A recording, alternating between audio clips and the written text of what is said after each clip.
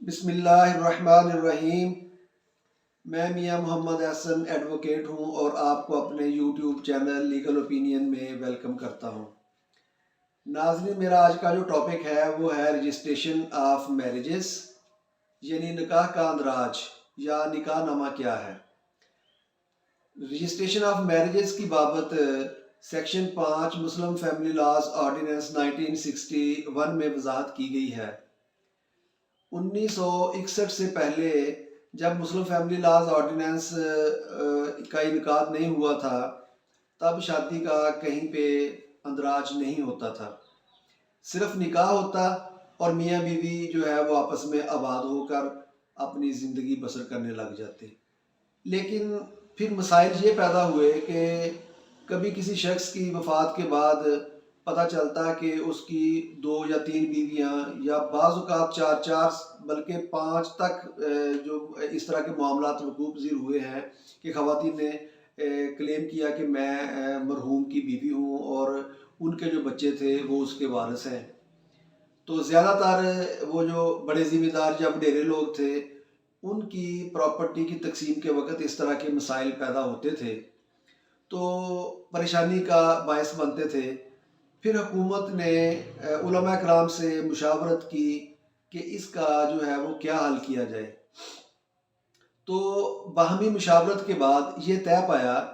کہ نکاح نامہ جو ہے اس کو درج کیا جائے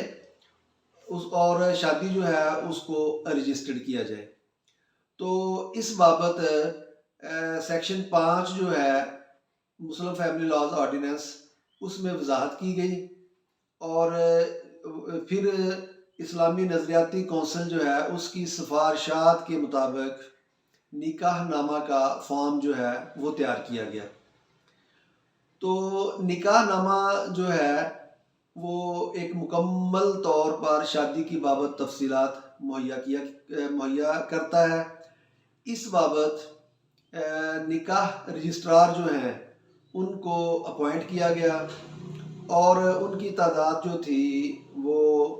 متعین کی گئی کہ کسی بھی وارڈ میں 1 سے زائد جو ہے وہ نکاح رجسٹرار نہیں ہوگا،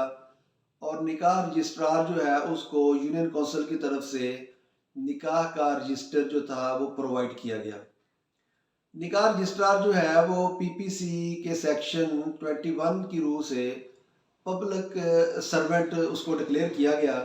اور ہر نکاح رجسٹرار جو ہے وہ پبلک سرونٹ کی کیٹیگری میں آتا ہے۔ تو نکاح نامہ جو ہے اس کے 4 پرت بنائے گئے، پرت نمبر 1، نمبر 2، 3 اور 4۔ اب اس کی ترتیب اس طرح ہے کہ 2 پرت جو ہیں وہ فل کرنے کے بعد فریقین کو دے دیے جاتے ہیں، جبکہ 1 پرت جو ہے وہ یونین کونسل کے ریکارڈ میں درج کروا دیا جاتا ہے، جبکہ 1 پرت جو ہے وہ رجسٹرار کے پاس رجسٹر میں رہتا ہے۔ تو اس طرح تمام فریقین کے پاس ایک پرت جو ہے وہ موجود ہوتا ہے۔ اب میں اس کا مختصر بتاتا ہوں کہ نکاح نامہ جو ہے اس کے ٹوٹل اس کے 25 سیریل نمبر ہیں، یعنی 25 کالم ہیں، جن میں سے پہلے جو 12 کالم ہیں وہ فریقین کی تفصیلات کے بارے میں ہیں۔ اس میں تفصیلات بیان کی گئی ہیں، مثلا اس میں لکھنا ہوتا ہے کہ کس وارڈ میں نکاح ہو رہا ہے، رہائش، بیوی کا جو ہے نام، ولدیت، عمر، شناختی کارڈ نمبر، اس طرح میاں کا، اور جو گواہان ہوتے ہیں وہ جو ان کا تعین کیا جاتا ہے، اور اگر دلہن کی طرف سے یا دلہا کی طرف سے کوئی وکیل مقرر کیا گیا ہو تو اس کا اندراج کیا جاتا ہے۔ تو یہ پہلے جو 12 کالم ہیں ان کی جو ہے وہ اندراج بھی احتیاط کے ساتھ کرنا چاہیے، تاہم جو کالم نمبر 13 تک کالم نمبر 16 ہے یہ بہت اہم کالم ہے۔ ان کالمز میں حق مہر کی بابت جو ہے وہ ڈیٹیل لکھی جاتی ہے۔ اس کی ڈیٹیل کہ حق مہر کتنا ہے، اس کی معجل جو مقدار ہے وہ کتنی ہے اور غیر معجل کتنی ہے، اور اگر اس کسی خاوند کی طرف سے اپنی بیوی کو کوئی زمین، جائیداد، زیور وغیرہ بطور حق مہر غیر معجل دیا گیا ہے تو اس کی تفصیل،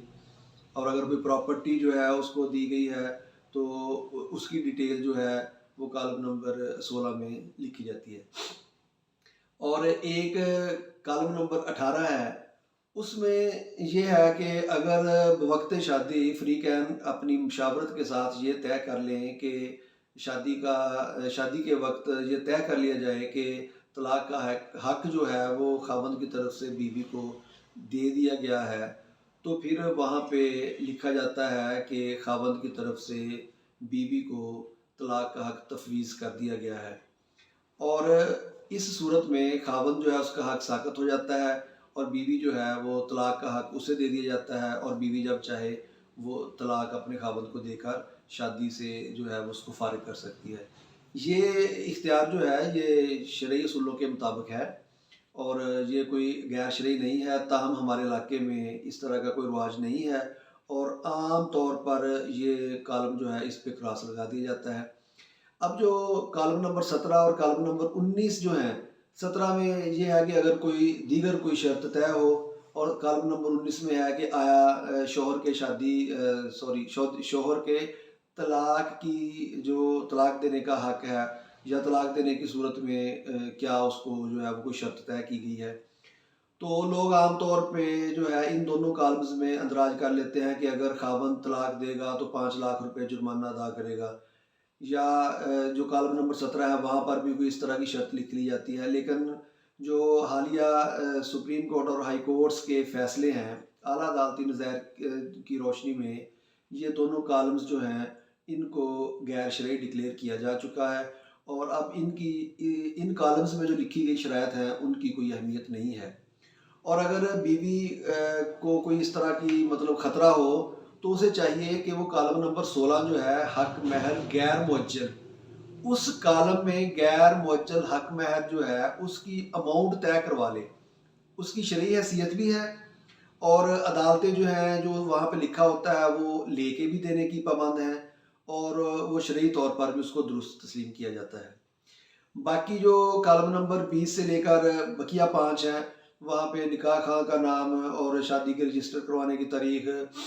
اس کی فیس وغیرہ جو ہے ان کا تعین کیا گیا ہے۔ اور اب حال ہی میں پنجاب گورنمنٹ نے ایک حلف نامہ جو ہے اس کو بھی نکاح نامے کا جزو قرار دیا گیا ہے، جو کہ ایک بہت اچھا انیشیٹو ہے۔ وہ ختم نبوت کی بابت جو ہے وہ حلف نامہ ہے جس پہ دونوں فریقین کے دستخط ہوتے ہیں۔ تو یہ تھی اس کی جو نکاح نامہ ہے اس کی ڈیٹیل۔ اب سیکشن جو 5 ہے اس کی روح سے اندراج جو ہے نکاح نامے کا یا نکاح نامے کی رجسٹریشن جو ہے وہ ایک ضروری عمل ہے، اور اگر نکاح کا اندراج نہیں کیا جائے گا تو فریقین یا جو نکاح خواہ ہے اس کو سزا ہو سکتی ہے، اور اس کی خلاف ورزی کی صورت میں 3 ماہ کی قید، 1000 روپے جرمانہ یا دونوں سزائیں بیک وقت دی جا سکتی ہیں۔ اب اگر نکاح کا جو فارم ہے کوئی فریق اس میں کہے کہ یہ اس میں فلاں غلطی ہے یا فلاں اندراج غلط ہے یا غلطی سے ہو گیا، اس کی کریکشن کروانی ہو تو درخواست ڈپٹی کمشنر جو ڈسٹرکٹ ہے اس کو اپلیکیشن گزاری جاتی ہے، اور وہ ڈپٹی کمشنر دونوں فریقین کو سننے کے بعد اس کو اگر وہ سمجھیں کہ اس کی تصحیح ضروری ہے وہ تو اس کی تصحیح کر سکتے ہیں۔ لیکن اگر کوئی ٹیمپرنگ کی جائے، اگر کوئی فریق جو ہے وہ نکاح کے فارم میں کوئی ٹیمپرنگ کرے بدنیتی کے ساتھ، تو اس کے خلاف فوجداری کارروائی ہو سکتی ہے، اور پاکستان پینل کوڈ کی دفعہ 420، 468 اور 471 کے تحت اس کے خلاف مقدمہ درج کیا جا سکتا ہے، جو کہ نان بیلیبل اوفینسز ہیں، اور ان کی ضمانت جو ہے وہ عام طور پر جلدی نہیں ہوتی۔ اچھا جی، اب میں اس کی جو اس کا کالم نمبر 16 یا حق مہر کے متعلق جو کالم ہے ان کی تھوڑی سی ڈیٹیل بتاتا ہوں۔ اس میں یہ ہے کہ اگر کسی خاوند نے حق مہر کے طور پر اپنی بیوی کے نام کسی پلاٹ کا، مکان کا یا زمین کے کسی پورشن کا اندراج کروا دیا تو اس پہ رجسٹریشن ایکٹ 1908 لاگو نہیں ہوگا، اور نہ ہی ٹرانسفر آف پراپرٹی ایکٹ 1882 کا اطلاق ہوگا۔ ایون کہ دفعہ 17 آف رجسٹریشن ایکٹ 1908 جو ہے اس کا بھی اطلاق نہیں ہوتا۔ یہ ایک طرح سے یہ زمین جو ہوتی ہے ایک طرح سے ہبہ بالعوض ہوتی ہے، اور جس کا اندراج ہو گیا تو وہ خاوند جو ہے اس کو دینی ہی ہوتی ہے۔ اور اگر خاوند نے بوقت شادی کوئی ایسی زمین کا یا مکان کا یا جائیداد کا بطور حق مہر اندراج کروا دیا جو اس کے والد کے نام ہے، اور والد جو ہے وہ موقع پہ موجود ہے، تو تب جو ہے وہ خاتون اگر وہ چاہے تو دعویٰ دائر کر کے وہ پراپرٹی لے سکتی ہے۔ تو اس وقت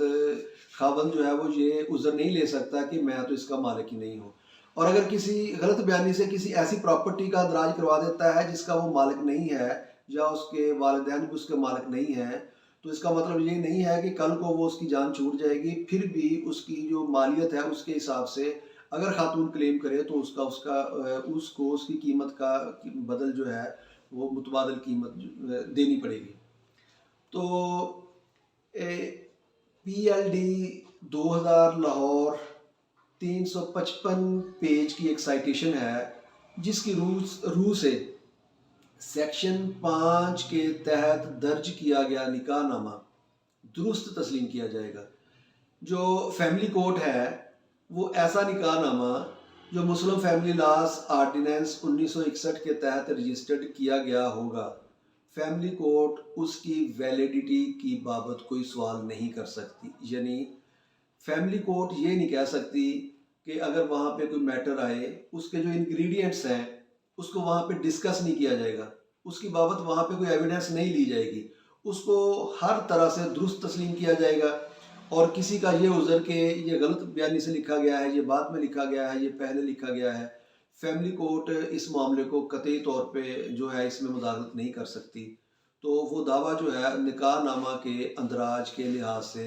ڈگری ہو جائے گا، اس کا نکاح نامہ کی بابت وہ جو دعویٰ ہے وہ ڈگری ہو جائے گا۔ اور اس کا مطلب یہ نہیں ہے کہ اگر کسی فریق نے کوئی بوگس کام کیا تو وہ جو ہے اس کا کوئی حل نہیں، اس کا جو کسی دیگر جو پراپر فورم ہے وہاں پہ اس کا بھی حل ہو سکتا ہے۔ تاہم فیملی کورٹ جو ہے وہ جو رجسٹرڈ نکاح نامہ ہے اس کے انگریڈینٹس کے بارے میں جو ہے وہ کوئی عذر قبول نہیں کرتی۔ تو اس طرح سیکشن 5 جو ہے یہ تھا اس کا اندراج، اس کی جو ہے وہ ڈیٹیل، اور اس کے جو ہے وہ اندراج نہ ہونے کی صورت میں اس کے نقصانات۔ تو میرا آج کا یہی ٹاپک تھا۔ مجھے امید ہے کہ یہ ٹاپک جو ہے وہ آپ کے لیے فائدہ مند ثابت ہوگا، اور اگر اس ٹاپک کی بابت کسی کے ذہن میں کوئی کویسچن ہو تو وہ نیچے دیے گئے کمنٹ سیکشن میں سوال جو ہے وہ پوچھ سکتا ہے، یا میرے واٹس ایپ نمبر پر کال کر کے بھی کویسچن جو ہے وہ پوچھ سکتا ہے۔ تو مجھے امید ہے کہ میری یہ کاوش انشاءاللہ آپ کے لیے فائدہ مند ثابت ہوگی۔ اللہ تعالیٰ میرا اور آپ کا حامی و ناصر ہو۔ والسلام،